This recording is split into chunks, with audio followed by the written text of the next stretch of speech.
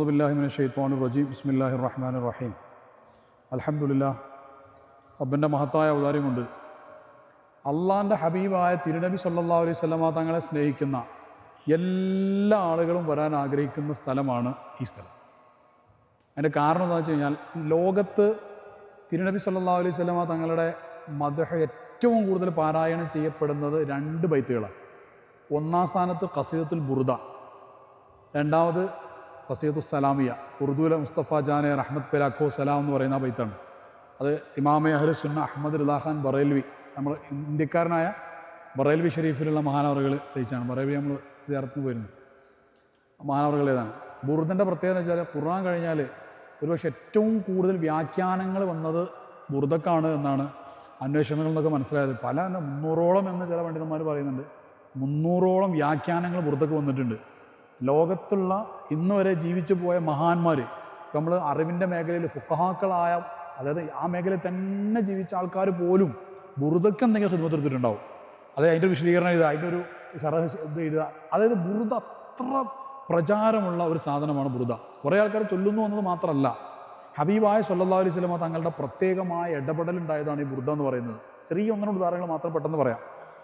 അതിൽ ഒന്ന്, നമ്മൾ ഈ ബുർദ ചൊല്ലുമ്പോൾ അതിൽ 3-ാമത്തെ ഫസ്ലിൽ ഒരു വരിയുണ്ട്. ഇതിൻ്റെ പശ്ചാത്തലമൊക്കെ എല്ലാവരും പണ്ടേ കേട്ടതായിരിക്കും. ഒരു പ്രധാന കാരണം നേരത്തെ നമ്മൾ പറഞ്ഞു, ഒരു ഇമ്മീഡിയറ്റ് റീസണാണ് എന്തുണ്ടായത്.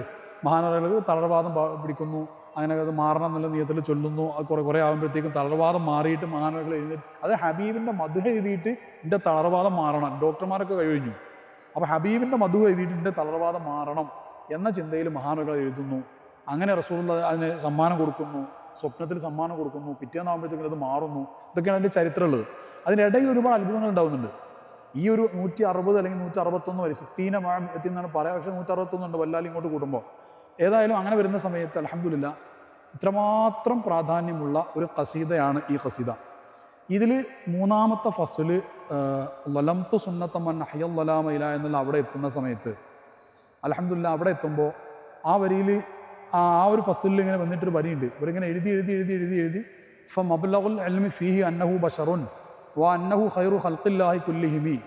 അതായത് മുസ്ലിം അങ്ങനെ എഴുതാണ്, ഫമബ്ലഗുൽ ഇൽമി ഫീഹി അന്നഹു ബശറുൻ. നമുക്ക് കിട്ടിയ വിവരം അനുസരിച്ചിട്ട് പൗരുഷത്തിൻ്റെ പരിപൂർണതയാണ് തിരുനബി സല്ലല്ലാഹു അലൈഹി വസല്ലമ തങ്ങൾ എന്ന അർത്ഥം വരുന്ന അവിടെ എത്തിയ സമയത്ത് അവിടുന്ന് അങ്ങോട്ട് എന്താണ് എഴുതേണ്ടത് എന്ന് മഹാനവറുകൾക്ക് എത്രയായിട്ടും ആലോചിച്ചിട്ട് കിട്ടുന്നില്ല. അങ്ങനെ ആലോചിച്ച് അവസാനം ഉറങ്ങിപ്പോയി. അതിൻ്റെ പകുതി എത്തി, അവിടെ നിന്ന് അങ്ങോട്ട് കിട്ടുന്നില്ല. അവസാനം സ്വപ്നത്തിൽ തിരുനബി സല്ലല്ലാഹു അലൈഹി വസല്ലമ തങ്ങൾ വന്നിട്ട് അതിൻ്റെ ബാക്കി പറഞ്ഞു കൊടുത്തതാണ്. വന്നഹു ഖൈറു ഖൽഖില്ലാഹി കുല്ലിഹിമി. എല്ലാ സൃഷ്ടികളിലും ഖൈറു ഖൽഖായിട്ടുള്ളത് തിരുനബിയാണ് എന്നർത്ഥം വരുന്ന ആ വരി എഴുതി കൊടുത്തു. ആ വരിയിൽ നിന്നാണ് പിന്നീട് ജവാബ് ഉണ്ടാക്കിയത്. മൗലായ സല്ലി വസല്ലിം ദായിമൻ അബദ അലാ ഹബീബിക ഖൈറിൽ ഖൽഖി കുല്ലിഹിമി എന്ന ജവാബ് റസൂലുള്ളാഹി പറഞ്ഞു കൊടുത്ത ആ വരിയിൽ നിന്ന് ഉണ്ടാക്കിയതാണ്. അതാണ് അതിൻ്റെ പ്രത്യേകത.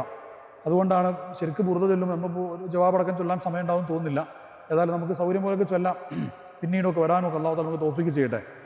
അപ്പോൾ ഇത് നമുക്ക് ഇവിടുന്ന് ഒരു തുടക്കമാവണം. ബുർദ ചൊല്ലാത്തവർ ഡെയിലി ഒരു ഫസ്ലെങ്കിലും ചൊല്ലുന്നൊരവസ്ഥ അല്ലാഹു നമുക്ക് നൽകട്ടെ. അതിനുള്ള സമയം അല്ലാഹു നമുക്ക് നൽകട്ടെ. ഹബീബിന് സ്നേഹമുണ്ട് എന്ന് പറയാം, റസൂലുള്ളാഹിനെ കാണണമെന്ന് ആഗ്രഹിക്കുക, എന്നിട്ട് അതിനു പുറമെ ഇതിനൊന്നും നമുക്ക് സമയം ഉണ്ടാവില്ല എന്നും എല്ലാം കൂടെ ശരിയാവില്ലല്ലോ. അപ്പോൾ ഒരു ഫസ്ലെങ്കിലും ചൊല്ലാനുള്ള ഒരു സമയമെങ്കിലും നമ്മളെല്ലാവരും ഇതിന് കാണുന്ന ഒരവസ്ഥയിലേക്ക് നമ്മൾ എത്തണം. അല്ലാഹു നമുക്ക് തൗഫീഖ് ചെയ്യട്ടെ. അപ്പോൾ ഏതായാലും ആ വരി അതിൽ നിന്ന്, അപ്പോൾ അതുകൊണ്ടാണ് ഒരു മഹാൻ ഒരിക്കൽ ചോദിക്കുന്നത്, വേറെ മഹാനോട് ചോദിക്കുന്നുണ്ട്, ഞാൻ ബുർദ ചൊല്ലിയിട്ടും റസൂലുള്ളാഹിനെ കണ്ടിട്ടില്ലല്ലോ, എന്താണ് കാരണം? അപ്പോൾ ആ ശൈഖ് ചോദിക്കുന്നത്, നിങ്ങൾ ഓരോ വരിക്കും ജവാബ് ചൊല്ലിയിരുന്നോ എന്ന് ചോദിക്കുന്നുണ്ട്. കാരണം ജവാബ് റസൂലുള്ളാഹി ഉണ്ടാക്കി കൊടുത്ത വരിയിൽ നിന്ന് ഉണ്ടാക്കിയതായതുകൊണ്ട് അതാണ് അതിൻ്റെ പവറായിട്ട് പറയുന്നത്. പിന്നെ ഇതിൻ്റെ കൂടെ വേറൊരു ഒറ്റ സംഭവം കൂടെ പറയാം ആ വിഷയത്തിൽ. ഇമാം ബൂസൂരി റളിയല്ലാഹു അൻഹുവിൻ്റെ കാലഘട്ടത്തിൽ തന്നെ ജീവിച്ചിരുന്ന ഒരു മഹാനുണ്ട്, അബൂർ റജാ റഹ്മത്തുള്ളാഹി അലൈഹി എന്ന പേര്. അബൂർ റജാ റഹ്മത്തുള്ളാഹി അലൈഹി തങ്ങൾ മഹാനവറുകൾ പിറ്റേന്ന്, ഇമാം ബൂസൂരി റളിയല്ലാഹു അൻഹു ഈ ബുർദ എഴുതിയതിൻ്റെ നേരെ പിറ്റേന്ന് മഹാനവറുകൾ വന്നിട്ട് ചോദിക്കുന്നുണ്ട്, ഇമാം ബൂസൂരി ചോദിക്കുകയാണ്, നിങ്ങൾ ആ ഖസീദ തരീന്ന് പറയുന്നുണ്ട്. ആത്തി ഖസീദതക അല്ലത്തി മദഹ്ത ബിഹ നബി സല്ലല്ലാഹു അലൈഹി വസല്ലം എന്ന് പറയുന്നുണ്ട്. അപ്പോൾ നിങ്ങൾ റസൂലുള്ളാഹിനെ കുറിച്ച് എഴുതിയ മദ്ഹ് തരീന്നാണ് പറയുന്നത്. അപ്പോൾ ഇവർ കുറേ എഴുതിയിട്ടുണ്ട്. നമ്മൾ നേരത്തെ മുഹമ്മദിയ, ഇവിടെ ചൊല്ലാൻ പോകുന്ന ബുർദ മുദരിയ, ഒരുപാടുണ്ട്, ലാമുണ്ട്, ഹംസിയ ഒക്കെ ഉണ്ട്. ഏതാണ് നിങ്ങൾക്ക് അയ്യ ഖസീദത്തൻ തുരീതെന്ന് ചോദിച്ചു, ഏത് ഖസീദയാണ് വേണ്ടതെന്ന് ചോദിച്ചു. ഇതെഴുതിയത് ആരോടും പറഞ്ഞിട്ടില്ല. അപ്പോൾ ആ മഹാനവറുകൾ പറയുന്നുണ്ട്, അവ്വലുഹാ മിൻ തദക്കുരി റാനിബി സലമി, എനിക്ക് വേണ്ട ഖസീദൻ്റെ ഒന്നാമത്തെ ലൈന് അമിൻതദ കുറിച്ച് ഇറാനിൻ ബദൈ സലമിയാണ് എന്ന് പറഞ്ഞു. അപ്പോൾ മഹാനവകൾ ചോദിച്ചു, ഇത് ഞാൻ എഴുതിയത് ആരോട് പറഞ്ഞിട്ടില്ലല്ലോ. അപ്പോൾ മഹാനവകൾ പറഞ്ഞു, അതും മഹാനാണ്, അതുകൊണ്ടാണ് ആ രാത്രി തന്നെ മഹാനവറുകൾക്ക് ഇത് കാണിച്ചു കൊടുത്തത്. അപ്പോൾ അവർ പറയുന്നുണ്ട്, ഞാൻ ഇന്നലെ സ്വപ്നം കണ്ടു, റസൂലിനെ കണ്ടു, റസൂലുള്ളാഹിക്ക് നിങ്ങളിത് ചൊല്ലിക്കൊടുക്കുന്നത് ഞാൻ കണ്ടിട്ടുണ്ട്, നബി സല്ലല്ലാഹു അലൈഹി വസല്ലമ തങ്ങൾക്ക് നിങ്ങളിത് മൊത്തം ചൊല്ലിക്കൊടുക്കുന്നു. എന്നിട്ട് പറയുന്നുണ്ട്, വഹുവ എത്തനായാലും എത്തഹറക്ക്, റസൂലുള്ള ഇങ്ങനെ ഇളം തന്നലിൽ ഇങ്ങനെ ആടുന്നത് പോലെ സന്തോഷം കൊണ്ട് ആടിയിട്ട് അത് കേട്ടു. അപ്പോൾ മൗലൂദും ബൈത്തൊക്കെ ചെല്ലുന്ന സമയത്ത് ഇങ്ങനെ നിൽക്കരുതാരും, ഇങ്ങനെ ചെറിയൊരു ആട്ടം വരണം, കൈയൊക്കെ താത്തി പിടിച്ചിട്ട് ആ ഒരു രീതിയിലുള്ളത് കണ്ടു. അങ്ങനെ അവസാനം റസൂലുള്ള നിങ്ങൾക്ക് ഒരു പുതപ്പ്, ഒരു ഷാള് സമ്മാനം തന്നു. അങ്ങനെയൊക്കെ ഞാൻ കണ്ടിട്ടുണ്ട് എന്ന് പറഞ്ഞു. അതായത് ഈ ബുർദ ഫേമസ് ആക്കണമെന്ന് റസൂലുള്ള തന്നെ തീരുമാനിച്ചാണ്. ഒന്നാമത്തെ രാത്രി റസൂലുള്ളാഹി സ്വല്ലല്ലാഹു അലൈഹി വസല്ലം തീരുമാനിച്ചാണ് ബുർദ ഫേമസ് ആക്കണമെന്ന്. അങ്ങനെ അൽഹംദുലില്ലാ അത് ഫേമസ് ആയതാണ് ബുർദ. ബാക്കി ഇൻഷാ അല്ലാഹ് നമുക്ക് അവിടെ നിന്ന് പറയാം. അപ്പോൾ അൽഹംദുലില്ലാ, അപ്പോൾ നമ്മൾ ബുർദയുടെ ചരിത്രം നമ്മൾ ചെറുതായിട്ടെങ്കിലും പറഞ്ഞു. അപ്പോൾ നബി സല്ലല്ലാഹു അലൈഹി വസല്ലം തങ്ങൾ പല രീതിയിലും അനുഗ്രഹിച്ചതാണ് ബുർദ. പിന്നെ നേരത്തെ നമ്മൾ പറഞ്ഞു, അബൂൽ ബസർ മുർശിദ് തങ്ങളുടെ അടുത്ത് നമ്മൾ പറഞ്ഞു, അവർ സമ്മതം കൊടുത്തിട്ട് വരം കൊടുത്തിട്ട് എന്നതുപോലെ എഴുതിയതാണ് ബുർദ. എന്തിനും ഫലമാണ് ബുർദ. ബുർദയിൽ ഓരോ വരിക്കും അർത്ഥങ്ങളെല്ലാം മഹത്വങ്ങളുണ്ട്. ഒക്കെ ഇൻഷാ അല്ലാഹ് നമുക്ക് പിന്നീട് എപ്പോഴെങ്കിലുമൊക്കെ പറയാം. ഇപ്പോൾ നമ്മൾ ബുർദൻ്റെ ജസ്റ്റ് അതിൻ്റെ മഹത്വം മനസ്സിലാക്കിയല്ലോ. ലോകത്ത് ഏറ്റവും കൂടുതൽ പാരായണം ചെയ്യപ്പെടുന്ന ഇപ്പം നാം സറാത്തൊയ്ഫു എന്നുള്ള വരി മാത്രം എല്ലാ വെള്ളിയാഴ്ച രാവിലും 1000 തവണ ചൊല്ലിയാൽ റസൂലിനെ കാണും സല്ലല്ലാഹു അലൈഹി വസല്ലം എന്ന് പറഞ്ഞ മഹാന്മാരുണ്ട്. അമന്തക്കും റസൂൽ സല്ലല്ലാഹു അതിനെക്കുറിച്ച് പറഞ്ഞിട്ടുണ്ട്. അമന്തക്കും റസൂലുള്ളാഹി ഉസ്റത്തുഹു എന്നുള്ള വരി ഫലസ്തീൻ പോരാളികൾ ചിലരൊക്കെ അത് കെട്ടിയിട്ട് അത് എഴുതിയിട്ട് കടലാസ് കൈ പിടിച്ചിട്ട് യുദ്ധത്തിന് പോയിട്ട് വെടിയേൽക്കാത്ത ചരിത്രമുണ്ട്.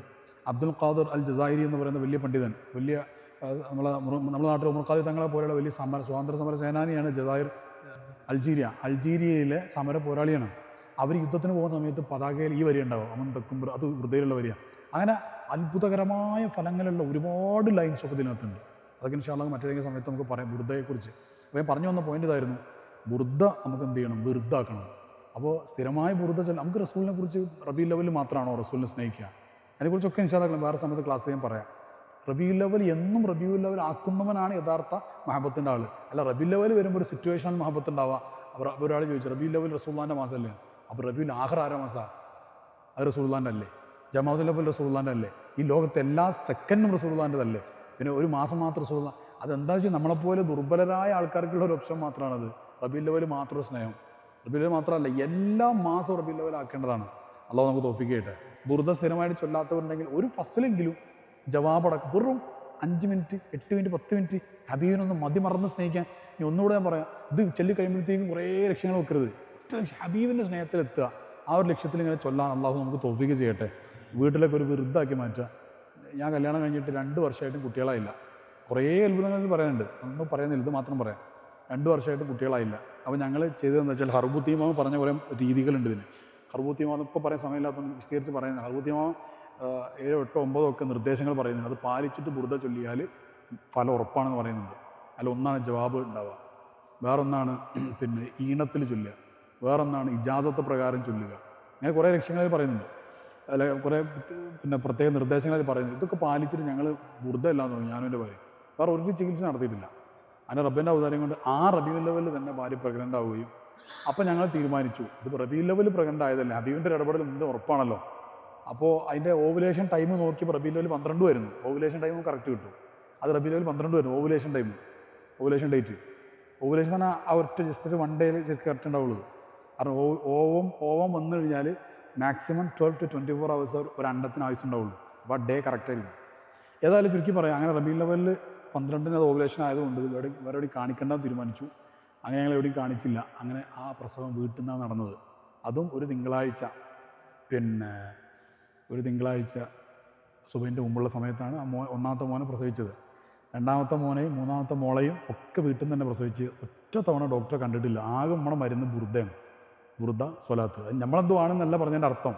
ഈ ഹോസ്പിറ്റലിൽ പോരുത് എന്നല്ല പറഞ്ഞു, ഹോസ്പിറ്റലിൽ പോകണം. അത് ഓരോരുത്തർക്ക് ഓരോ ശൈലി ഉണ്ടാവും. നമ്മുടെ ശൈലി ഇതാ. കുറേ ആൾക്കാർ കോൺഫിഡൻസ് ഉണ്ടാക്കാനൊക്കെ നമുക്കതിലൂടെ പറ്റിയിട്ടുണ്ട്. കുറേ ആൾക്കാർക്ക് പറ്റിയിട്ടുണ്ട്. ഹോസ്പിറ്റലിൽ പോകണം, ഹോസ്പിറ്റലിൽ നമുക്ക് പോകാനുള്ളതിന് അതിനോട് എതിർപ്പുണ്ടായിട്ടല്ല അങ്ങനെ പറഞ്ഞത്. ഇതിലൂടെ നമുക്ക് ചിലത് തെളിയിക്കാനുണ്ടായിരുന്നു. അത് പണ്ട് മാത്രമല്ല, ഇന്നും അത് പോസിബിളാണ്, തെളിയിക്കലായിരുന്നു. അത് നടന്നു അൽഹംദുലില്ലാ. അപ്പോൾ ഏതായാലും അല്ലാഹു തആല ഖൽബറിഞ്ഞുകൊണ്ട് മഹാനവറുകളെ സ്നേഹിക്കാൻ നമുക്ക് തൗഫീഖ് നൽകട്ടെ. ഇനി നമ്മൾ ബുർദ എല്ലാം പോകണം. അല്ലാഹു സ്വീകരിക്കുമാറാവട്ടെ. ആമീൻ യാ റബ്ബൽ ആലമീൻ. എത്ര തങ്ങന്മാർ, എത്ര ഉസ്താദുമാരുണ്ട്, പലർക്കും ഒരു എത്താൻ ഭാഗ്യം കിട്ടിയിട്ടില്ല. നമ്മളെന്തോ ഒരു തിരഞ്ഞെടുക്കപ്പെട്ട ചിന്ത ഉണ്ടാവരുത്. അല്ലാഹു നമുക്ക് നൽകാതിരിക്കട്ടെ. ചിലപ്പോൾ ഇത് പരീക്ഷണമായിരിക്കും. നാളെ ചോദിക്കും, ഇനി അന്നെ ഞാൻ ഭൂസൂരി മാമൻ്റെ അതത്തേക്ക് പറഞ്ഞില്ല ചങ്ങാതി, എന്നിട്ട് ഞാൻ എന്താ നന്നാമത്തെ ചോദിക്കാനായിരിക്കും ചിലപ്പോൾ. അള്ളാഹു കാത്തിരിച്ചിക്കട്ടെ. അഹങ്കരിക്കാൻ ഒന്നുമില്ല മകളെ, ഒന്നുമില്ല നമുക്ക്. അത് പൊട്ടി വിളിക്കണം, കൽബൊക്കെയാണ് പൊട്ടി വിളിക്കട്ടെ. ഹബീബിൻ്റെ മഹബത്താണല്ലോ എന്ന് പറിച്ചിട്ടാണ് ഒലിക്കട്ടെ ഇൻഷാ അല്ലാഹ്. നമ്മൾ ഓരോ വഴിക്ക് ജവാബിൽ നമുക്ക് സമയം ഉണ്ടാവില്ല, അതുകൊണ്ട് കുറച്ച് സ്പീഡിൽ ചിലപ്പോൾ ഒരു ഫസലിന് ഒരു ജവാബൊക്കെ ആകെ ചൊല്ലാൻ കഴിയുള്ളൂ. അപ്പോൾ കിട്ടാത്തവരുണ്ടെങ്കിൽ വിഷമിക്കണ്ട, ഇൻഷാ അല്ലാഹ് കഴിയുമ്പോഴൊക്കെ ചൊല്ലിക്കൊള്ളൂ. ആരെ പരിചയമില്ലാത്തവരുണ്ടെങ്കിൽ. ബിസ്മില്ലാഹിർ റഹ്മാനിർ റഹീം. ഇന്നല്ലാഹ വമലായികതുഹു യസ്വല്ലൂന അലൻ നബി യാ അയ്യുഹല്ലദീന ആമനൂ സ്വല്ലു അലൈഹി വസല്ലിമു തസ്ലീമാ. اللهم صل وسلم وبارك عليه.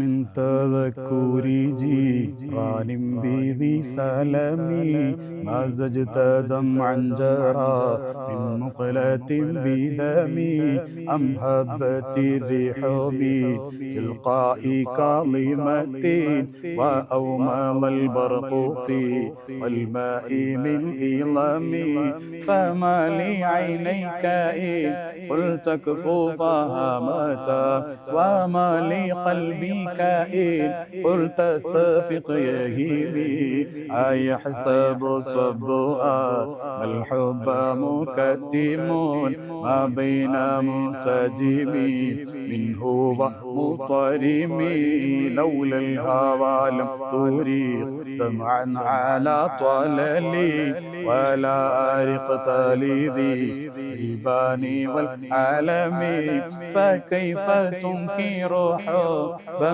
بعدما شهدت به عليك عذول الدمع والسقم وأثبت الوجد خطي عبرة وظنا مثل البهار على خديك والعنم نعم سار طيف من أهوى فأرقني والحب يعترض لذاتي بالألم نعم سار طيف من أهوى فأرقني والحب يعترض لذاتي بالألم نعم سار طيف من أهوى فأرقني والحب يعترض لذاتي بالألم يا لائمي في الهوى مذري معذرة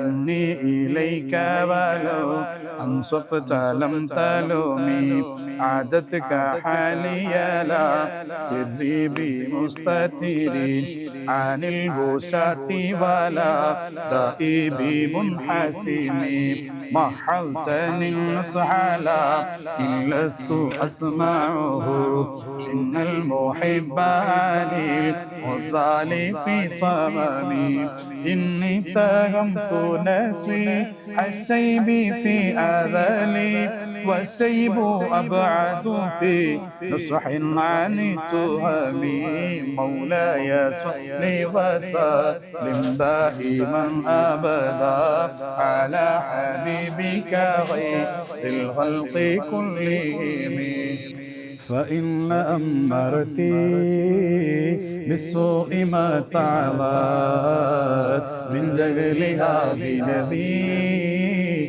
الشيب والهرم ولا أعدت من الفعل الجميل قراء ضيف ألم براسي غير محتشم لو كنت أعلم لما أباطره كتمت صيرا بدا لمنه بالكتم من لي برب جماع من روايتها كما يرد جماع الخيل بالنجم فلا ترم بالمعاصي كسر شهبتها إن الطعام يقال بشهوة اللهم والنفس كالطفل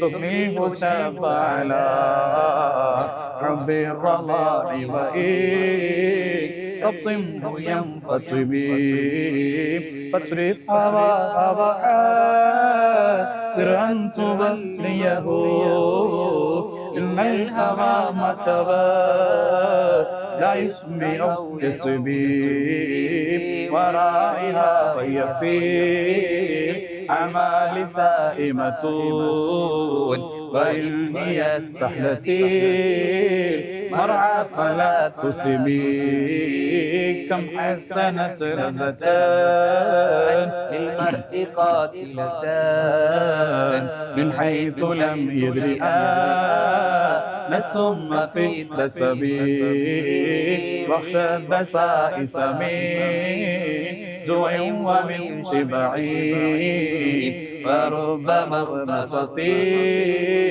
شر من التهم واستفرغ الدمع من عين قد امتلأت من المحارم والزم حمية الندم وخالف النفس شيطان بعثهما فإنهما محضا كالنصح فاتهم ولا تطع منهما خصما ولا حكما فأنت تعرف كيد الخصم والحكم أستغفر الله من قول بلا عمل لقد نسبت به نسلا لذي حكمي أمرتك الخير لا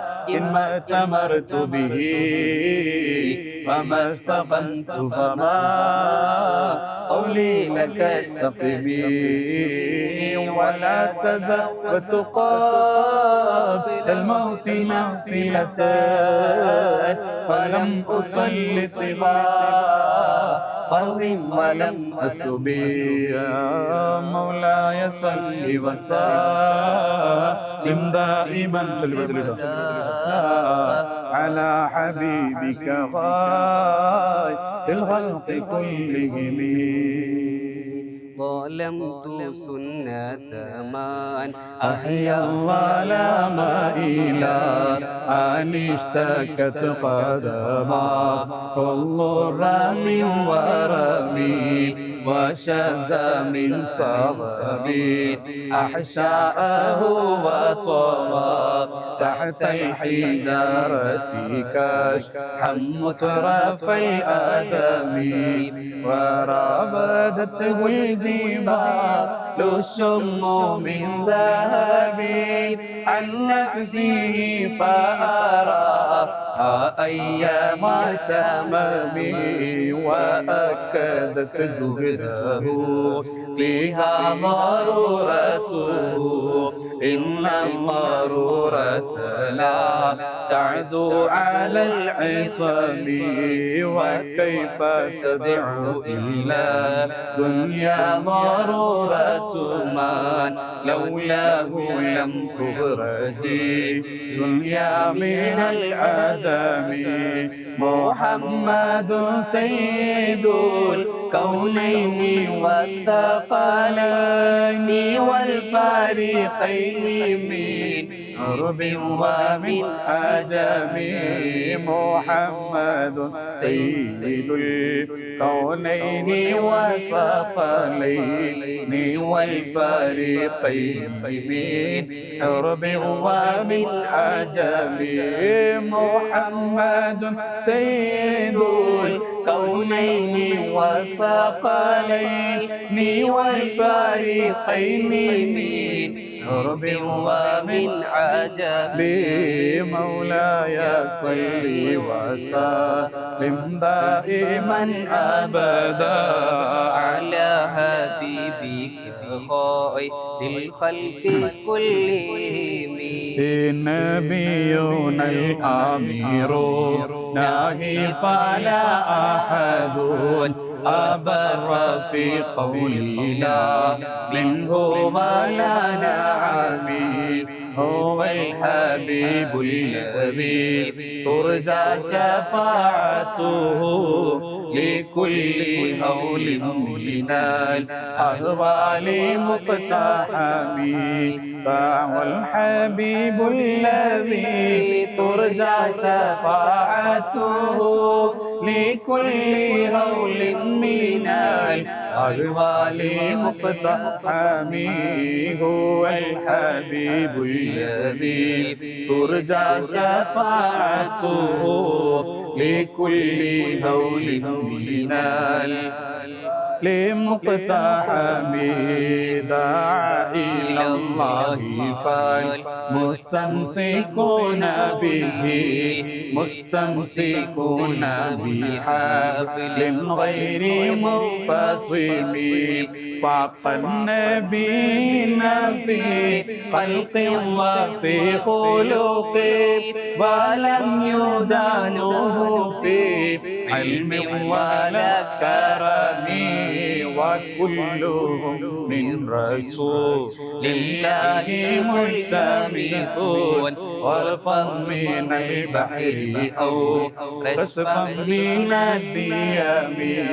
وواقفون لديه عند حدهم من نقطة العلم أو من شكلة الحكم. فهو الذي تم معناه وصورته ثم اصطفاه حبيبا بريء النسم. منزه عن شريك في محاسنه فجوهر الحسن فيه غير منقسم. مولاي صل وسلم دائما أبدا على حبيبك خير الخلق كلهم. تمتعته النصارى في نبيه واحكم بما شئت مادحا فيه واحتكمي. فانسب إلى ذاته ما شئت من شرفي وانسب إلى قدره ما شئت من عظمي. فإن فضل رسول الله ليس له حد فيعرب عنه ناطق بفمه. فإن فضل رسول الله ليس له حد فيعرب عنه ناطق بفمه. فإن فضل رسول الله ليس له حد فيعرب عنه ناطق بفمه. لو نسبت قدره آياته عظما أحيا اسمه حين يدعى دارس الرمم. لم يمتحنا بما تعي العقول به حرصا علينا فلا نرتب ولم نهم. حي الورى فهم معناه فليس يرى للقرب والبعد فيه غير منفحم. كالشمس تظهر للعينين من بعد صغيرة وتكيل طرفا من أمامي. وكيف يدرك في دنيا حقيقته قوم نيام تسالوا عنه بالحلم. مولاي صل وسلم دائما أبدا على حبيبك خير الخلق كلهم. നേരത്തെ നമ്മൾ പറഞ്ഞ ഈ പാടാൻ പോകുന്ന വരി കേട്ടോ, അത് മഹാനായ മുസ്ലിം എഴുതിയതാണ്. അവിടെ എത്തിയപ്പോഴാണ് നേരത്തെ പറഞ്ഞല്ലോ അവനെ കിട്ടാതായി പറഞ്ഞാൽ കിട്ടാതായതല്ല, പറഞ്ഞു കൊടുക്കാൻ വേണ്ടി കിട്ടാതാക്കിയതാ. അപ്പൊ അങ്ങനെ ആക്കിയിട്ട് വരി വായിച്ചു അന്നഹു ഖൈറു ഖൽഖില്ലാഹി കുല്ലിഹിം. ചില മാന്മാരൊക്കെ അവിടെ ഇങ്ങനെ ചിന്തിക്കുന്നതാണ്, കാരണം അത് റസൂലുള്ള പറഞ്ഞു കൊടുത്ത വരിയാണ്. നമ്മൾ അതാണ് അതവല് മൂന്നിട്ടം അങ്ങനെ സാധാരണ ചില്ല. فمبلغ العلم فيه أنه بشر وأنه خير خلق الله كلهم. فمبلغ العلم فيه أنه بشر وأنه خير خلق الله كلهم. فمبلغ العلم فيه أنه بشر وأنه خير خلق الله كلهم. الله مولاي صل وسلم دائما أبدا على حبيبك خير كلهم. وكل آي أتى رسل الكرام بها فإنما تصلت من نوره بهم. فإنه شمس فاضل هم كواكبها يظهرن أنوارها للناس في الظلم. أكرم بخلق نبي إنسانه خلق بالحسن مشتمل بالبشر متسم كالزهر في طرف والبدر في شرف والبحر في كرم والدهر في الهمم. كأنه وهو فرد في جلالته في عسكر حين تلقاه وفي حشم. كأنما اللؤلؤ المكنون في صدفي من معدن منطق إن هو مبتسم. لا طيب يعدل تربا ضم عظمه طوبى لمنتشق منه وملتثم. الله مولاي صل وسلم دائما أبدا على حبيبك خير كلهم. أبان مولده عن طيب عنصره يا طيب مبتدأ منه ومغتتم. يوم تفرس فيه الفرس أنهم قد انذروا بحلول البؤس والنقم. وبات إيوان كسرى وهو منصدع كشمل أصحاب كسرى غير ملتئم. والنار خامدة الأنفاس من أسف عليه والنذر للعين من سبب وساء السعوة غالت بحيرتها ورد واردها بالغيظ حين ضمي كأن بالنار ماء بالماء من بلدي حزنا وبالماء ماء بالنار من ضربي والجن تهتف والأنوار ساطعة والحق يظهر لي معنى ومن كلمه عام وصم فإعلان البشائر لا قسم وبارقة الإنذار لم تشقي من بعد ما أخبر الأقوام كاهنون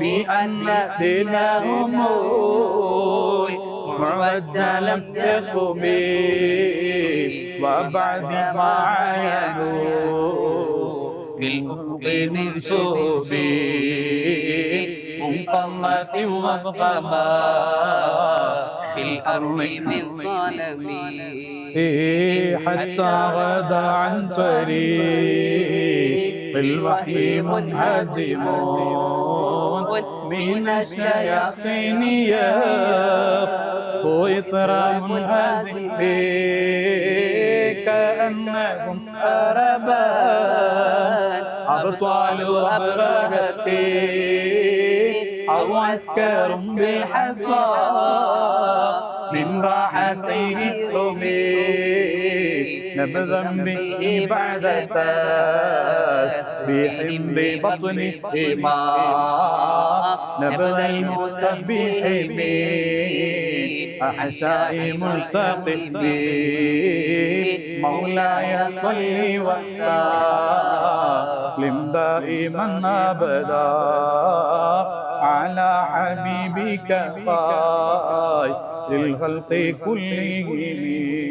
جاءت لي دعوته الأشجار ساجدة تمشي إليه على ساق بلا قدم كأنما سطرت سطرا لما كتبت فروعها من بديع الخط باللقم مثل الغمامة أن سار سائرة تقيه حرامطيس للهجير حميم أقسمت بالقمر المنشق إن له من قلبه نسبة مبرورة القسم وما هذا الغار من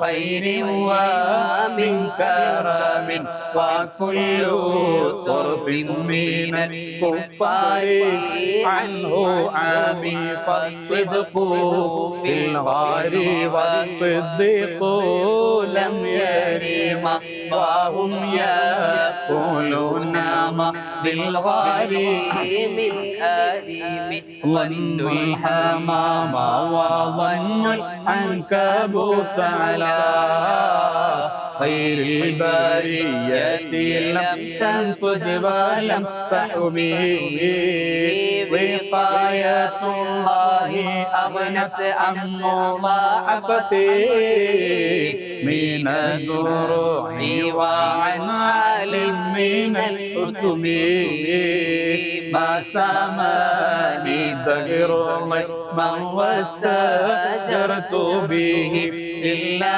ونلت جوارا منه لم يضم ولا التمست غنى دارين بيدي إلا استلمت الندى من خير مستلم لا تنكر الوحي من رؤياه إن له قلبا إذا نامت العينان لم ينم وذاك حين بلوغ من نبوته فليس ينكر فيه حال معتلم تبارك اللهم وحي بمكتسب ولا نبي على غيب به متهم كم أبرأت وصيبا باللمس راحته وأطلقت أريبا من ربقات الأمام وأحيات سنة شهباء دعوته حتى حكت غرة في العصور الدرم بعرض داد أوغ تلبيط بها سيب من اليم أو سيل من الحرم مولاي صل وسلم دائما أبدا على حبيبك خير دعني باب صفيايا الله ظهرت ظهور نار القران لن على علمي فالضر يزداد حسنا وهو منتظم وليس ينقص قدرا غير منتظم فما تطاول آمال المديح إلى ما فيه من كرم الأخلاق والشيم آيات حق من الرحمن محدثة الله قديمة صفة الموصوف بالقدم لم تقترب بزمان وهي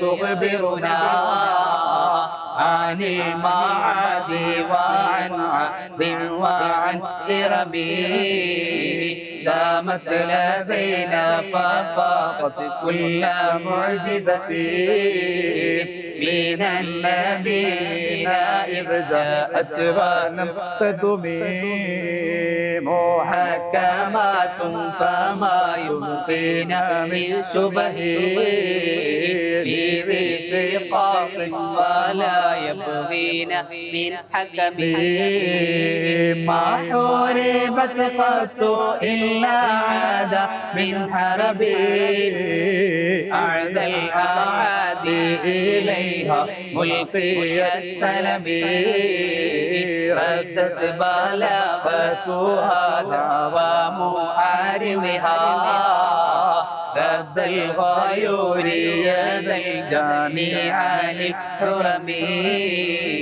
لها معان كموج البحر في مدده وفوق جوهره الحسن والقيم فما تعد ولا تحصى عجائبها ولا تسام على الإكثار بالسأم قرت بها عين قاريها فقلت له لقد ظفرت بحبل الله فاعتصمي إن تتلوها خيفة من حر نار لظى أطفأت لظى من فردي الشبب كأنها الحوض تبيض الوجوه به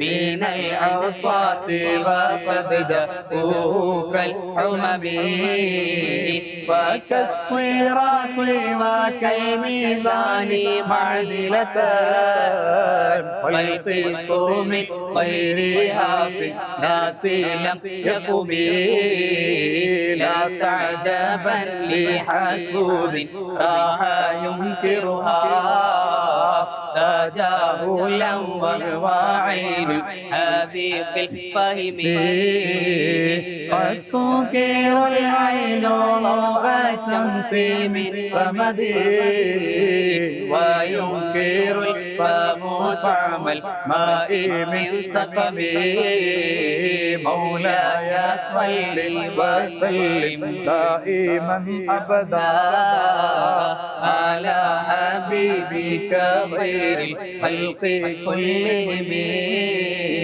يا خير ما يمم العفون ساعته سعيا ففوق موت للعين بالرسوم ومن هو الآيات الكبرى لمعتبر ومن هو النعمة العظمى لمغتنم سريت من حرمين ليلا إلى حرمين كما سرى البدر في تاج من الظلام وبت ترقى إلى أن نلت منزلة من قاب قوسين لم تدرك ولم تربي وقدمتك جميع والأنبياء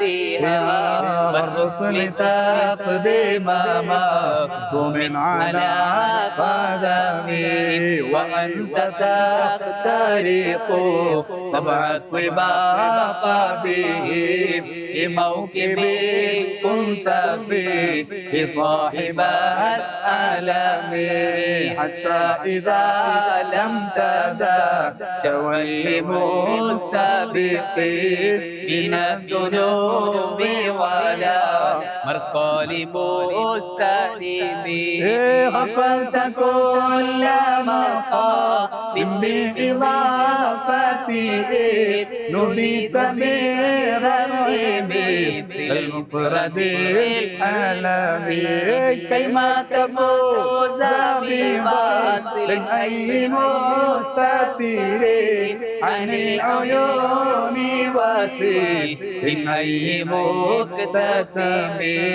بعثت كل فخار غير مشترك وجزت كل مقام من غير مزدحم وجل مقدار ما وليت من رتبه وعز إدراك ما وليت من نعم بشرى لنا ما شاء الإسلام إن لنا من العناية ركنا غير منهدم لما دعا الله دعينا لطاعته بأكرم رسلكم أكرم الأمم مولاي صل وسلم دائما أبدا بك خير الخلق كلهم رات قلوب العيدا أنباء بعثته كنبأة أجفلت قفلا من الغنم ما زال يلقاهم في كل معترك حتى حكوا بالقلا لحما على غضب والزلفير رفكا هو يغبطون به أشلاء شالت مال يقباني والرغبي تمضي الليالي ولا يدرون عدتها ما لم تكن لليالي بالأسرور الحروب كأنما الدين ضيق حل ساحته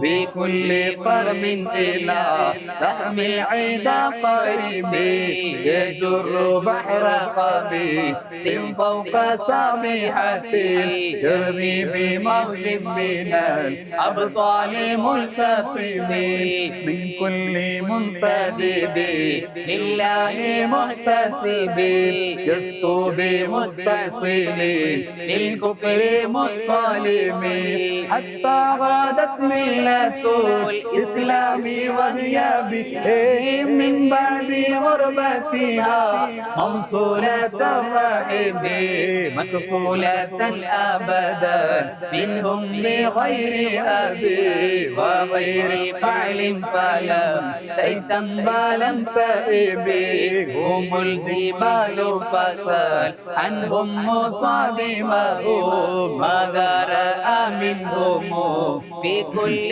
مصطدم وسل حنينا وسل بدرا وسل أحدا فصول حتف له أدهى من الوخم والمسطر البيض حبرا بعدما وردت من العيدا كل مصبد من الإمام مولاي صل وسلم دائما أبدا على حبيبك خير للخلق كلهم والكاتبين بصبر الخط ما تركت أقلامهم حرف جسم غير منعجم شاكي السلاح له سما تميزهم والورد يمتاز بسماء السلام أهدي إليك رياح النصر نصرهم فتحسب الزهر في الأكمام كل كمين كأنهم في ظهور الخيل نبتربا من شدة الحزم لا من شدة الحزن طارت قلوب العدا من بأسهم فرقا فما تفرق بين البغم والبهم مولاي صل وسلم دائما أبدا على حبيبك خير للخلق كلهم അടുത്ത വരി നേരത്തെ പറഞ്ഞ വരിയായിട്ട് ഒരു മഹാന് അൾജീരിയയിലെ മഹാന് പതാകമ്മൽ എഴുതി യുദ്ധത്തിന് മുമ്പൊക്കെ പറഞ്ഞു ആ വരില്ല ഒരുപാട് പാത്രങ്ങളുണ്ട് ആ വരിയാണ് അവർ 3 പ്രാവശ്യം ചൊല്ലും നേരത്തെ പറഞ്ഞ പോലെ തന്നെ സാവധാനം ചൊല്ലും അതിന്റെ അർത്ഥം എന്താണെന്നറിയോ ഒരാൾക്ക് അള്ളാഹുവിന്റെ ഹബീബിന്റെ സഹായം ഉണ്ടെങ്കിൽ കാടിന്റെ മധ്യത്തിൽ സിംഹം വന്നാൽ ഓന് പേടിക്കേണ്ട ആവശ്യമില്ല അതിന്റെ വരിന്റെ അർത്ഥം ഒരുപാട് ചരിത്രങ്ങളുണ്ട് ചരിത്രത്തിൽ നമ്മൾ പറയാം ومن تكن برسول لله نصرته إن تلقاه الأسد في أجامها تجمي ومن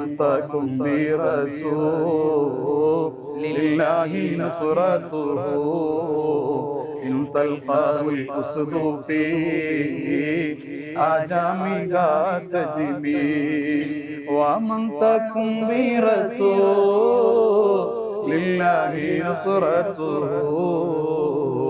إن تلقاه الأسد في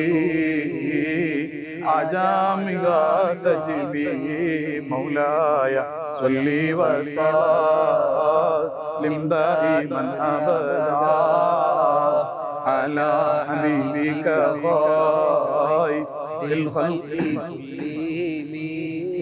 ولن ترى من ولي غير منتصر به ولا من عدو من غير مقصب أحل أمته في حرز ملته كالليث حل مع الأشبال في جميع أحل أمته في حرز ملته كالليث حل مع الأشبال في جميع الله أحل أمته في حرز ملته كالليث حل مع الأشبال في جميع ഹബീബായ സ്വല്ലല്ലാഹു അലൈഹി വസല്ലം എല്ലാവരും സ്നേഹത്തോടെ സിംഹക്കുഞ്ഞുങ്ങളെ പിടിക്കും പോലെ ചേർത്ത് പിടിച്ചിട്ടുണ്ടെന്നാണ് പറഞ്ഞതിന്റെ അർത്ഥം.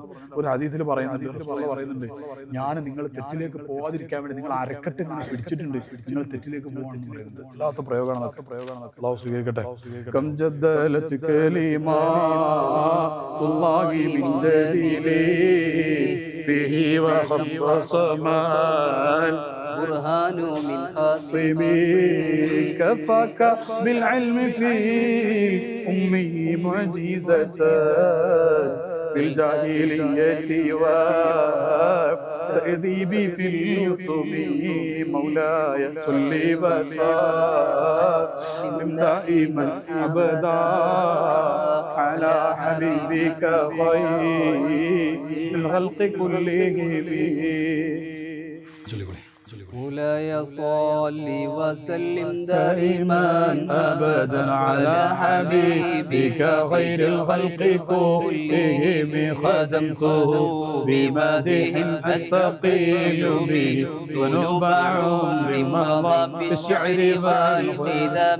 إذ قلداني ما تغشى عواقبه كأنني بهما حج من النعم. أتعت يصيب في الحالتين وما حصلت إلا على الآثام والندم. فيا خسارة نفس في تجارتها لم تشتري دينا بالدنيا ولم تسم. ومن يبيع عاجلا منه بعاجل يبله القبل في بيع وفي سلام. إن أتي ذنبا فما أهدي بمنتقل من النبي ولا حبلي بمنصرف. فإن لي ذمة منه بتسميتي محمدا وهو أوفى الخلق بذمم. إن لم يكن في معاد آخذا بيدي فضلا وإن لم فقل يا زلة القدم. حاشاه أن يحرم الراجي مكارمه أو يرجع الجار منه غير محترم. حاشاه أن يحرم الراجي مكارمه أو يرجع الجار منه غير محترم. حاشاه أن يحرم الراجي مكارمه أو يرجع الجار منه غير محترم. ومنذ ألزمت أفكاري ملائحه وجدته لخلاصي غير ملتزم. ولن يفوت الغنى منه يدا تربت. إن الحياة ينبت الأزهار في الأكم.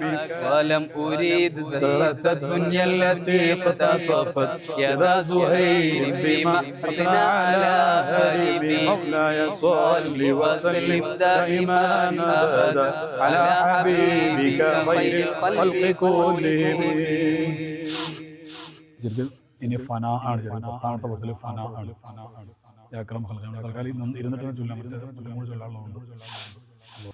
يا أكرم الخلق ما لي من ألوذ به سواك عند حلول الحديث العميم. يا أكرم الخلق ما لي من ألوذ به سواك عند حلول الحديث العميم. يا أكرم الخلق ما لي من ألوذ به سواك عند حلول الحديث العميم. ولن يضيق رسول الله جاهك به إذا الكريم تجلى باسم منتقم.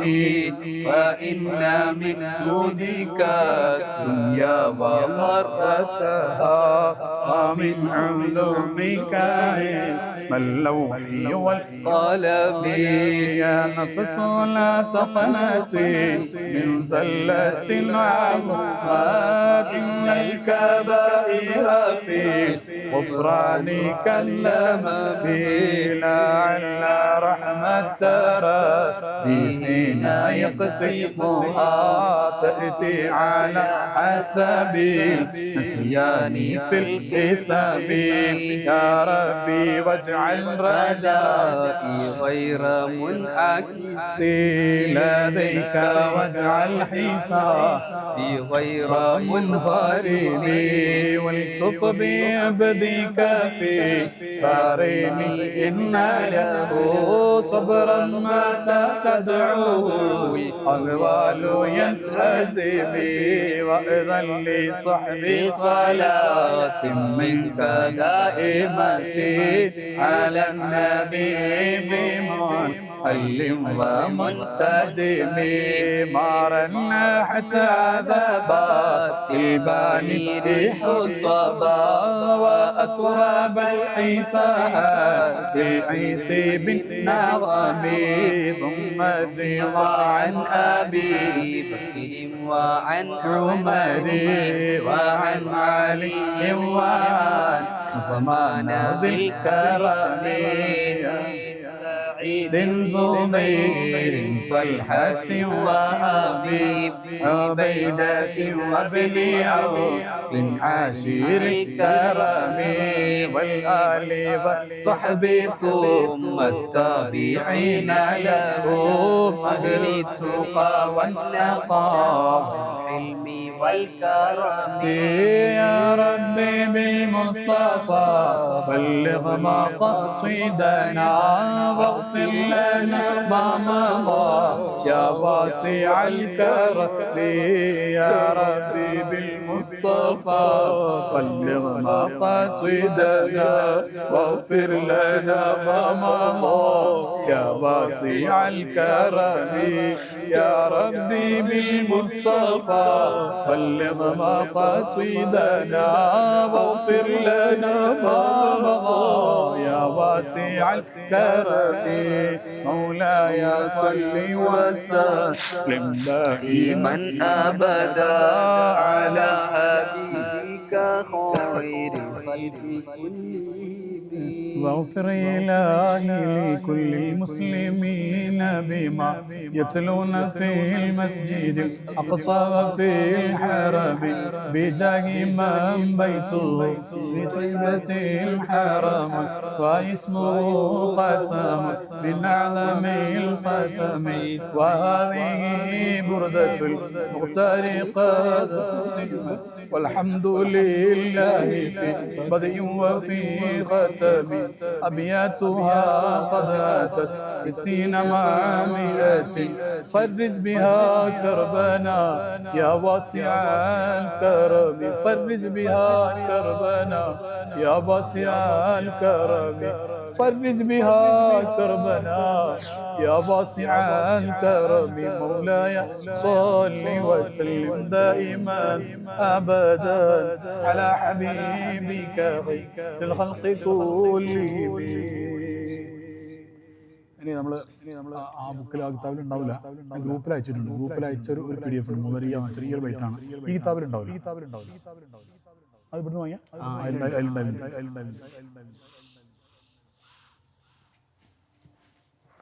അതൊന്ന് കട്ടാക്കി എടുക്കണമെങ്കിൽ എടുത്തോ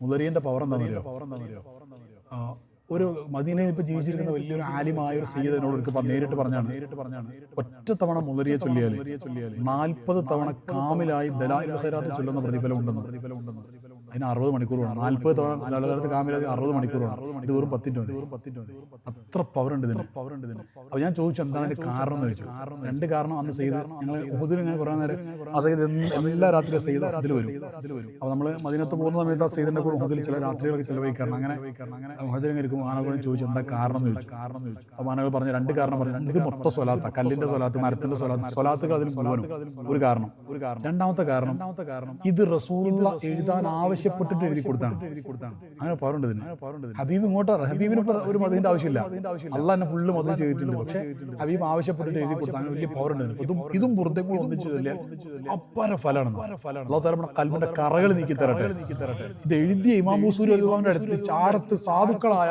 ഒന്നിനും പറ്റാതെ വലിച്ചെറിയേണ്ട ആൾക്കാരായ നമ്മുടെ അള്ളാഹിന്റെ ഔദാര്യം കൊണ്ട് അള്ളാഹു എത്തിച്ചില്ല അൽഹംദുലില്ലാ അള്ളാഹു സ്വീകരിക്കുമാറാവട്ടെ ഇതിന്റെ കിബർ അള്ളാഹു നൽകാതിരിക്കട്ടെ ഇവിടൊക്കെ വന്ന് ബുർദ ചൊല്ലിയ ആൾക്കാരാണ് ഞങ്ങൾ എവിടെയെങ്കിലൊക്കെ ബുർദ കേൾക്കുമ്പോൾ ഞങ്ങൾ അവിടെയൊക്കെ പോയി ചൊല്ലിയെന്ന് വെച്ചാൽ അള്ളാഹു നൽകാതിരിക്കട്ടെ എത്രയോ നല്ല മനുഷ്യന്മാരുണ്ട് ഇവിടെ എത്തേണ്ട നമ്മളൊക്കെ എത്രയോ ക്വാളിറ്റി ഉള്ള എത്രയോ ആൾക്കാരുണ്ട് ഉസ്താദ്മാര് സാദാത്തുക്കള് അതുപോലെ മാധ്യമങ്ങളൊക്കെ അള്ളാഹുവർക്കൊക്കെ ഇവിടെ വന്ന് വരാനും പാടാനും തൊപ്പി കൊടുക്കട്ടെ അള്ളാഹു നമ്മുടെ സാഹസ് സ്വീകരിക്കുമാറാവട്ടെ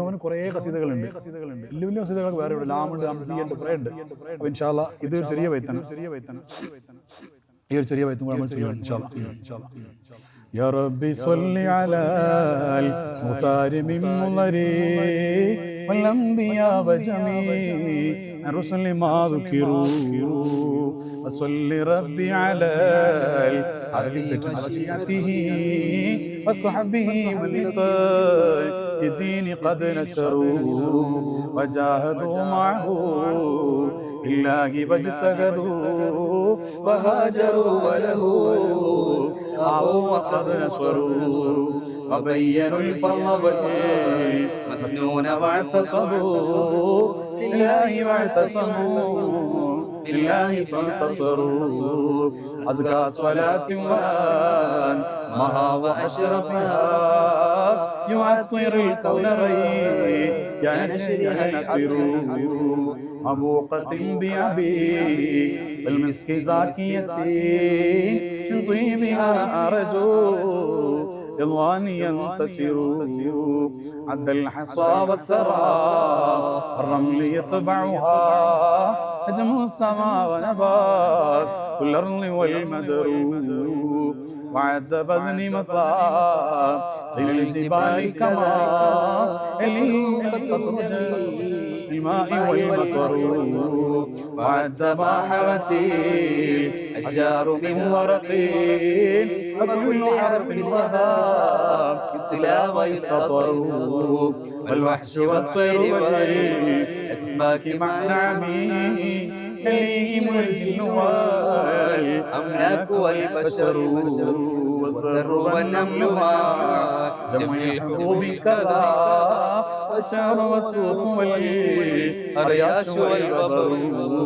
وما أحاط به العلم المحيط وما جرى به القلم المأمور والقدر وعد نعمائك التي مننت بها على الخلائق الموت كانوا ومذ حشروا وعد مقداره سامي الذي شرفت به النبيون والأملاك وافتخروا وعد ما كان في الأكوان يا سندي فما يقول إلا أن تبعث الصور في كل طرفة عين يطرفون بها أهل السماوات والأرضين أو يذروا مولاي صل وسلم دائما أبدا على حبيبك خير للخلق كلهم من السماوات والأرضين والجبلين والفرش والأرش والكرسي وما عصروا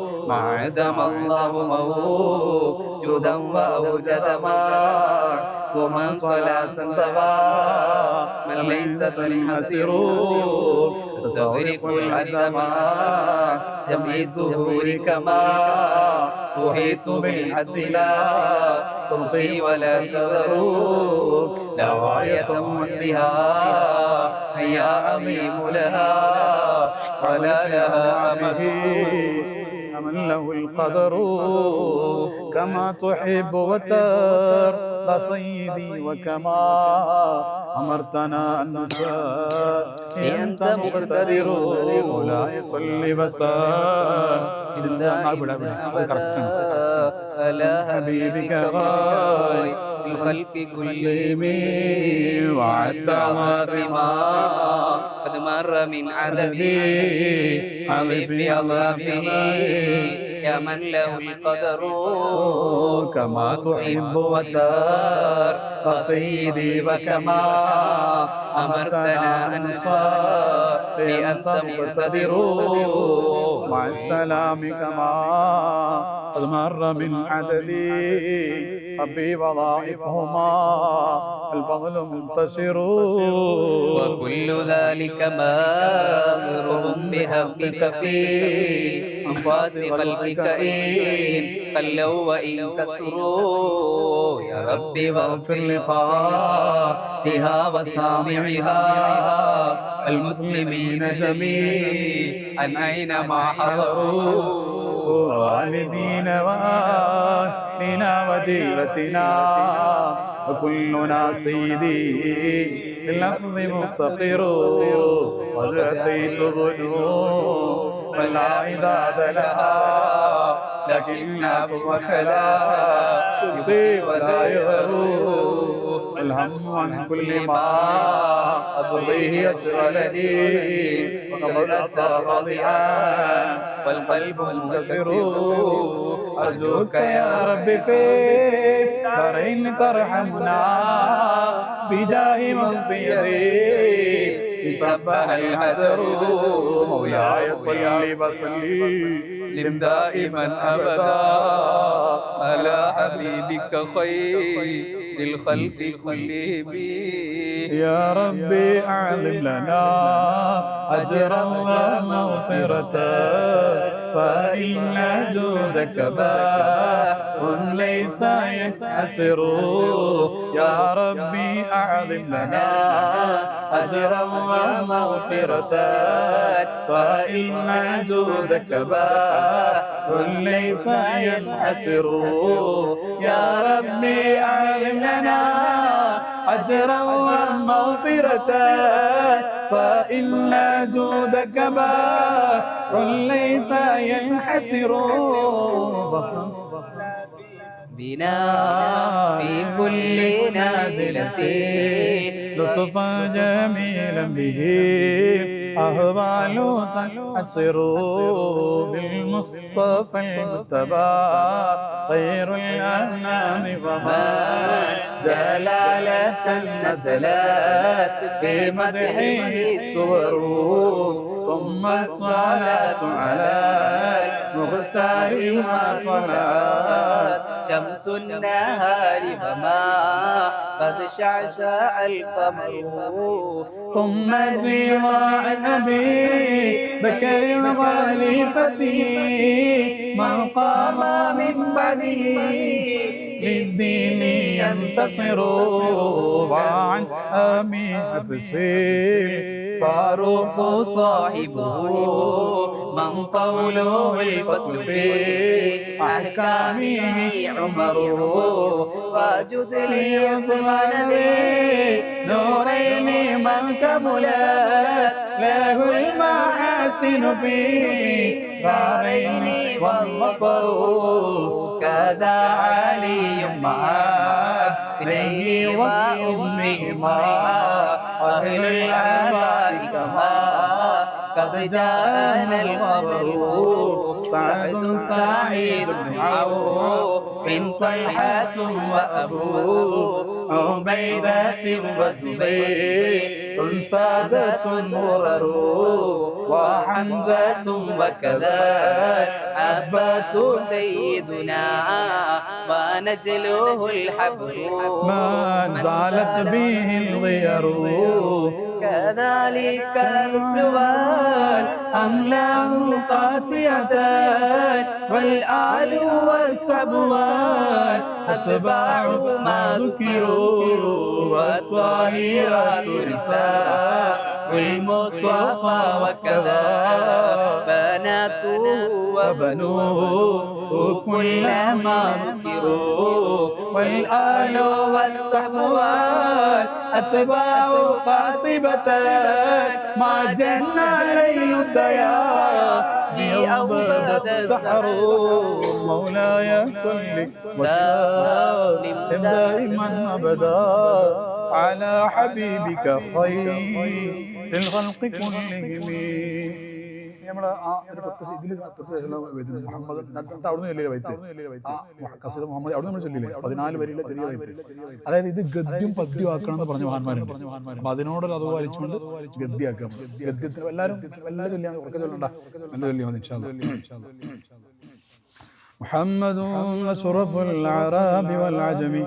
محمد خير من يمشي على قدمه الله الله محمد باسط المعروف جامعه محمد صاحب الإحسان والكرم الله الله محمد تاج رسل الله قاتبة محمد صادق الأقوال والكلم الله الله محمد ثابت الميثاق حافظه محمد طيب الأخلاق والشيم الله الله الله محمد رويت بالنور طينته محمد لم يزل نورا من القدم الله الله محمد حاكم بالعدل ذو شرف محمد معدن الإنعام والحكم الله الله محمد خير خلق الله من مضر محمد خير رسل الله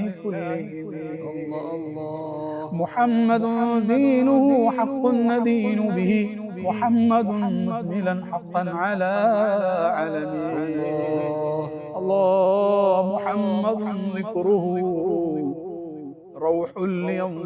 ഹബീബിന്റെ പേര് അവിടുത്തെ അങ്ങോട്ട് ഓർക്കുമ്പോൾ റൂഹിന് ഉത്തേജനം കിട്ടണമെന്നാണ് പറയുന്നത്. അല്ലെങ്കിൽ ഒരു നഫ്സിന് റൗഹാണ്.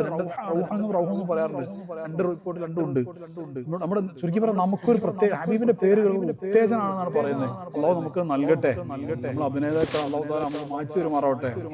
മുഹമ്മദുൻ ദിക്റുഹു അള്ളാഹ് താല്പര്യമുണ്ട് പഠിച്ചവൻ, തൗഫീഖ് നൽകണേ അള്ളാഹ്.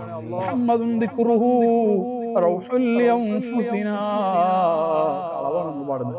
മുഹമ്മദുൻ ശുക്റുഹു ഫർളുൻ അലൽ ഉമമി محمد زينة الدنيا وبهجتها محمد كاشف الغمات والظلم محمد سيد طابت مناقبه محمد شعره الرحمن بالنعم الله الله محمد صفوة الباري وخيرته محمد طاهر من سائر التهم محمد لاحق للضيف مكرمه محمد جاره والله لم يظلم محمد طابت الدنيا ببعثته محمد جاء بالآيات والحكم الله الله محمد يوم بعث الناس شافعنا محمد يوم بعث الناس شافعنا محمد يوم بعث الناس شافعنا الله محمد نوره الهادي من الظلم محمد قائم لله ذو همم محمد خاتم للرسل كلهم الله الله مولاي صل وسلم دائما ابدا على حبيبك خير الخلق كلهم ഇരുന്നിട്ട് ദുആ ചെയ്യാം. അവരോട് പറഞ്ഞു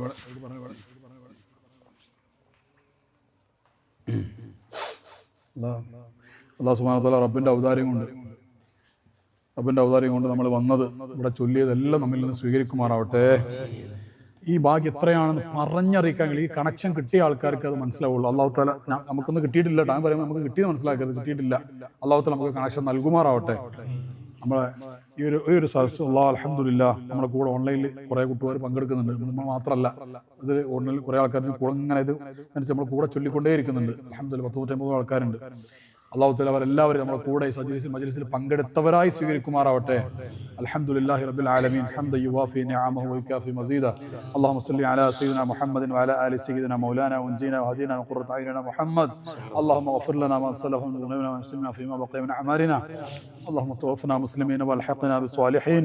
റബ്ബുൽ ആലമീനായ രാജ സയ്യിദായ അല്ലാഹ് സാധുക്കളായ ഞങ്ങൾക്ക് ഇവിടെ വരാനുള്ള തൗഫീഖ് നീ തന്നു. അൽഹംദുലില്ലാഹി റബ്ബിൽ ആലമീൻ. പടച്ചവനെ ഞങ്ങളിൽ നിന്ന് സ്വീകരിക്കണേ അല്ലാഹ്. ഞങ്ങളുടെ വന്നത് സ്വീകരിക്കണേ അല്ലാഹ്. ഞങ്ങൾക്ക് അതബറില്ല, ഇൽമില്ല, ഇഷ്കില്ല, മഹബത്തില്ല, ഒന്നുമില്ല, കാട്ടിക്കൂട്ടൽ മാത്രമേ ഉള്ളൂ. പടച്ചോനെ പുറത്തു തരണേ അല്ലാഹ്. ഞങ്ങൾ ഇത്രയും കാലം മഹബത്ത് എന്ന പേരിൽ പലതും കാട്ടിക്കൂട്ടിയിട്ടുണ്ട്. പടച്ചോനെ ഞങ്ങൾക്ക് പുറത്തു തരണേ അല്ലാഹ്. ഞങ്ങൾ പല ആളുകളും ഞങ്ങളുടെ പ്രകടനങ്ങൾ കണ്ടിട്ട് വലിയ ആശക്തികളാണെന്നൊക്കെ വിചാരിച്ച് ദ്വാരക്കാൻ പറയുന്നവരുണ്ട്. ഞങ്ങൾക്ക് പുറത്തു തരണേ അല്ലാഹ്.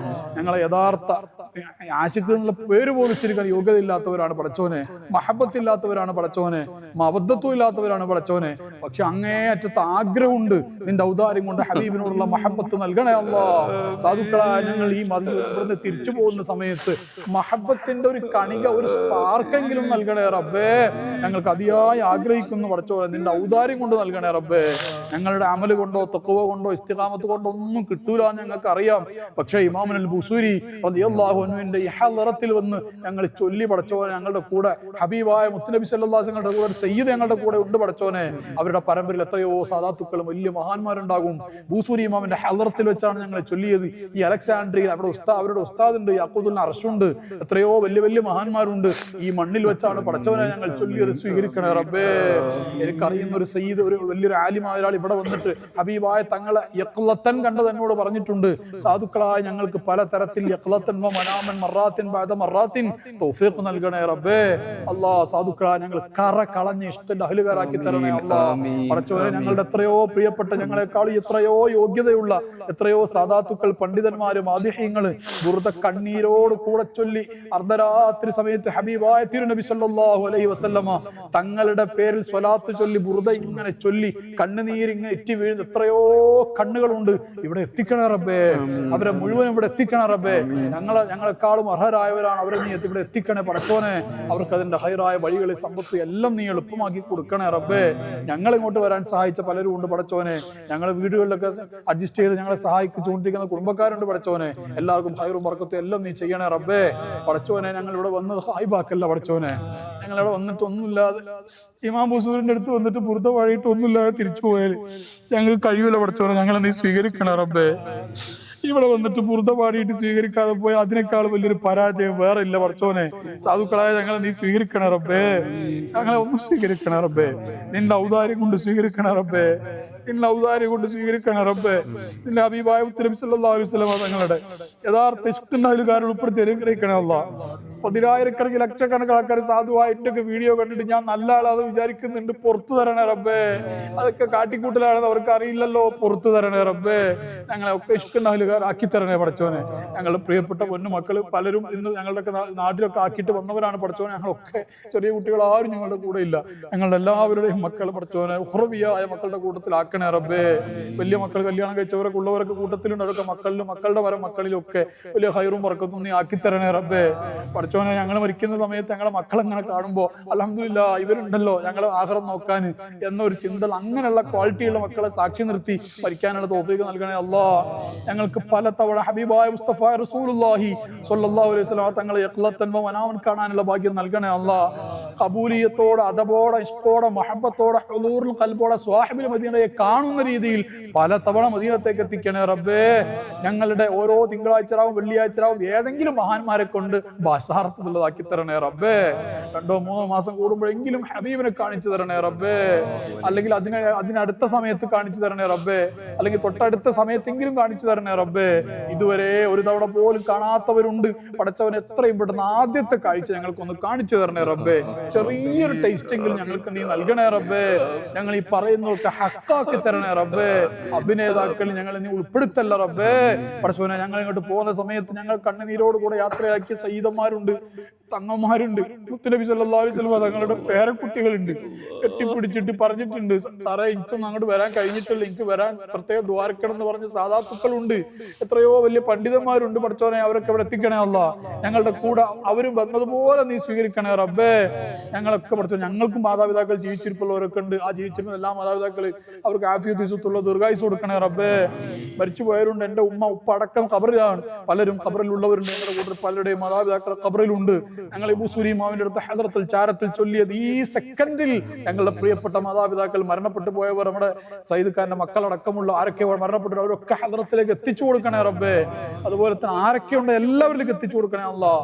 ഇവിടെ ചേഞ്ച് എന്ന് പറയുന്ന കൂട്ടായ്മ, ഇവിടെ പലരും അതിൽ മെമ്പർമാരായ അവരുണ്ട്. അതിലുള്ള എല്ലാ ആളുകളുടെ കുടുംബത്തിൽ മരണപ്പെട്ടവർക്ക് എത്തിക്കണേ അല്ലാഹ്.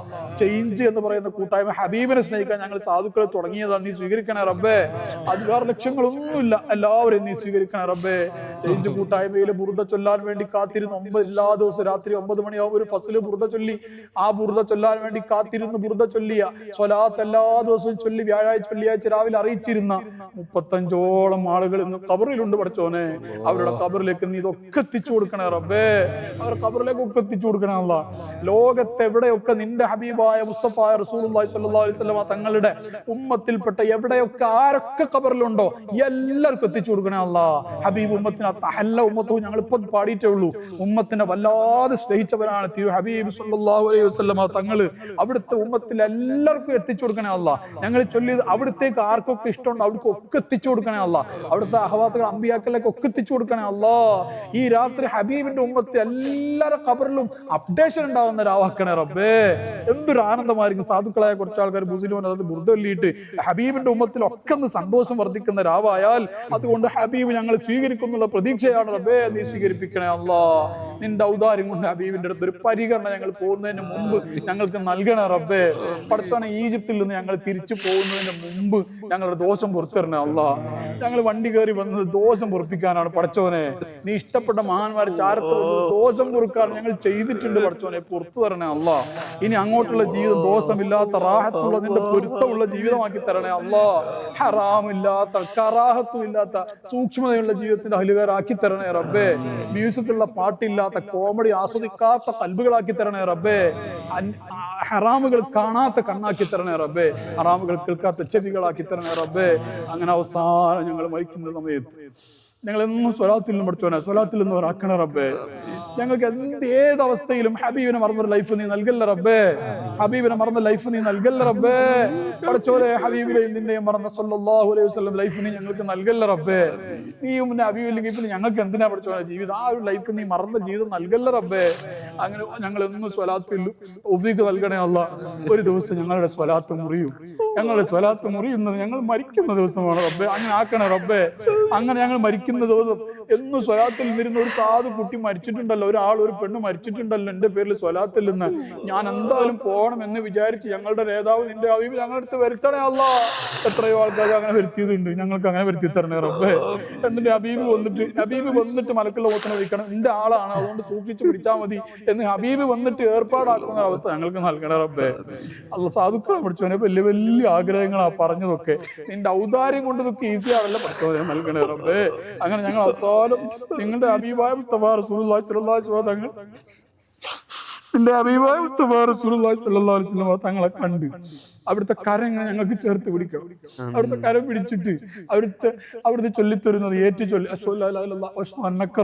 അത് പറഞ്ഞ് അവിടുത്തെ കസ്തൂരി ശ്വസിച്ച് ആനന്ദം ഈ ദുനിയാവിൽ ഞങ്ങളുടെ അവസാനത്തെ ശ്വാസം കസ്തൂരിയാക്കി തരണേ റബ്ബേ. അവസാനത്തെ കാഴ്ച നിന്റെ ഹബീബിന്റെ പൂമുഖമാക്കി തരണേ റബ്ബേ. അവസാനത്തെ കേൾവി നിന്റെ ഹബീബിന്റെ സ്വരമാക്കി തരണേ റബ്ബേ. അവസാനത്തെ ടച്ച് നിന്റെ ഹബീബിന്റെ കരമാക്കി തരണേ റബ്ബേ. അവസാനത്തെ സാന്നിധ്യം നിന്റെ ഹബീബാക്കി തരണേ റബ്ബേ. ആ രീതിയിൽ പുഞ്ചിരിച്ച് മരിക്കാൻ ഞങ്ങൾക്കും ഞങ്ങളുടെ കൂടെയുള്ള എല്ലാവർക്കും നീ തൗഫീഖ് നൽകണേ അല്ലാ. ആരൊക്കെ ദുആ വസീയത്ത് ചെയ്യാത്തവരുണ്ട് എല്ലാവർക്കും നീ തൗഫീഖ് നൽകണേ റബ്ബേ. ഇനി ഞങ്ങൾ നാട്ടിൽ ഇവിടെ ബുർദ സ്ഥിരമായി ചൊല്ലാത്തവർ ഡയലി ഒരു ഫസലെങ്കിലും ചൊല്ലാൻ തീരുമാനിക്കുന്നു പഠിച്ചോനെ, ഞങ്ങൾക്ക് തൗഫീഖ് നൽകണേ അല്ലാ. ഞങ്ങൾക്ക് ഹബീബിന്റെ ബുർദല്ലാഹുള്ള മറവി നൽകല്ല റബ്ബേ. ഞങ്ങൾ ഭക്ഷണം കഴിക്കുന്നുണ്ട്, എല്ലാം ചെയ്യുന്നുണ്ട്, ഹബീബിനെ മാത്രമാണ് ഞങ്ങൾ മറക്കുന്നത്, നിന്നെ മാത്രമാണ് പഠിച്ചോനെ ഞങ്ങൾ മറക്കുന്നത്. നിന്നെ എന്തോ ആയിട്ട് കാട്ടിക്കൂട്ടാണ് പഠിച്ചോനെ, സ്വീകരിക്കണേ റബ്ബേ. ഓർമ്മയോടെ ബോധത്തോടെ നിസ്കരിക്കുന്നവർ ഉൾപ്പെടുത്തണേ അല്ലാ. ദിക്റുല്ലാഹിയുടെ ആനന്ദം കൊണ്ട് അനുഗ്രഹിക്കണേ റബ്ബേ. സ്വലാത്തിന്റെ ഒരു ഹലാവത്ത് കൊണ്ട് നീ ഞങ്ങളെ ആനന്ദിപ്പിക്കണേ, ബശാറത്ത് നൽകണേ റബ്ബേ. അങ്ങനെ ഞങ്ങൾ മരിച്ചു കഴിഞ്ഞ് ഞങ്ങളുടെ ഖബറിൽ ഹബീബിന്റെ ഒരു സ്ഥാനം, ഹബീബിന്റെ ഒരു അവസരമുള്ള സാന്നിധ്യമുള്ള ഖബറാക്കി തരണേ റബ്ബേ. ഹബീബിന്റെ ജിവാറിൽ ഞങ്ങൾ ഒരുമിച്ച് കൂട്ടി തരണേ റബ്ബേ. അല്ലാ, ഞങ്ങൾ അവസാനം നാളെ മഹ്ശറിൽ ഒരുമിച്ച് കൂടുമ്പോ പഠിച്ചോനെ അർശിന്റെ താഴെ കിട്ടുന്നവർ ഉൾപ്പെടുത്തണേ അല്ലാ. പഠിച്ചവനെ, വിചാരണയില്ലാതെ സ്വർഗത്തിൽ പോകുന്നവർ കുറെ ആൾക്കാരുണ്ട്, തഹജ്ജുദ് പതിവുള്ളവരും അങ്ങനെ പല ആൾക്കാരും ഉണ്ട്. തഹജ്ജുദ് പതിവുള്ളവർക്ക് ഒന്നാമത്തെ സ്റ്റെപ്പിൽ തന്നെ നേരെ സ്വർഗത്തിലേക്കാണ്. തഹജ്ജുദ് പതിവുള്ളവരാക്കി തരണേ റബ്ബേ. ഈ ഇമാം ഹുസൈനുള്ളാന്റെ അടുത്ത് നിന്ന് ആരെങ്കിലും തഹജ്ജുദ് നിസ്കരിക്കാത്തവരുണ്ടെങ്കിൽ തീരുമാനം മനസ്സിലെടുക്കുകയാണ് പഠിച്ചവനെ. തഹജ്ജുദ് എന്ത് റിസ്ക്, 2 മണിക്ക് ഉറങ്ങിയാലും 4 മണിക്ക് കഴിഞ്ഞിട്ട് തഹജ്ജുദ് നിസ്കരിക്കുന്നവരാക്കണേ റബ്ബേ. മഹാന്മാര് മുഴുവനും തഹജ്ജുദ് നിസ്കരിച്ചിട്ട് പഠിച്ചവൻ ഞങ്ങൾ നിന്നിലേക്ക് അടുക്കണം എന്ന് ആഗ്രഹിക്കുന്നു. അവരെടുത്ത പണിയെടുക്കാൻ ഞങ്ങൾക്ക് മടിയാ, അത് പറ്റൂല. ഞങ്ങൾ തഹജ്ജുദ് നിസ്കരിക്കുന്നവരാക്കി തരണേ റബ്ബേ. മഹബത്ത് യഥാർത്ഥ അഹ്ലുകാരാക്കി തരണേ റബ്ബേ. ഇവിടെ വന്നതില്, പാടിയതില്, ഇവിടെ ഇരുന്നതില്, ചൊല്ലിയതില് അതപകേട് ഉണ്ടാവും പഠിച്ചോനെ, പുറത്തു തരണേ അല്ലാ. മനഃപൂർവ്വം ഞങ്ങൾക്ക് ഇങ്ങനെയൊക്കെ അറിയുള്ളൂ, ഞങ്ങൾക്ക് ഇന്നുമില്ല, അമലില്ല, തക്കോ ഒന്നുമില്ല, ഞങ്ങൾക്ക് കഴിയുന്നത് പോലെയൊക്കെ ഞങ്ങൾ ചെയ്തിട്ടുണ്ട് പഠിച്ചോനെ. ഇവിടുത്തെ ആൾക്കാർക്ക് അവർക്കൊക്കെ ബർക്കത്ത് ചെയ്യണേ അല്ലാ. ഞങ്ങളുടെ ഗൈഡ്, അതേപോലെ ഇവിടുത്തെ ഉദ്യോഗസ്ഥന്മാര് എല്ലാവർക്കും നീ ബർക്കത്ത് ചെയ്യണേ അല്ലാ. അവർക്ക് എല്ലാവർക്കും നീ ബർക്കത്ത് ചെയ്യണേ അല്ലാ. റബ്ബനാ വലംനാ അൻഫുസനാ വഇല്ലം തഗ്ഫിർ ലനാ വതർഹംനാ ലനകൂനന്ന മിനൽ ഖാസിരീൻ. റബ്ബനാ ربنا تقبل منا إنك أنت السميع العليم وتب علينا إنك أنت التواب الرحيم آمين برحمتك يا أرحم الراحمين. صلى الله على سيدنا محمد وعلى آله وصحبه.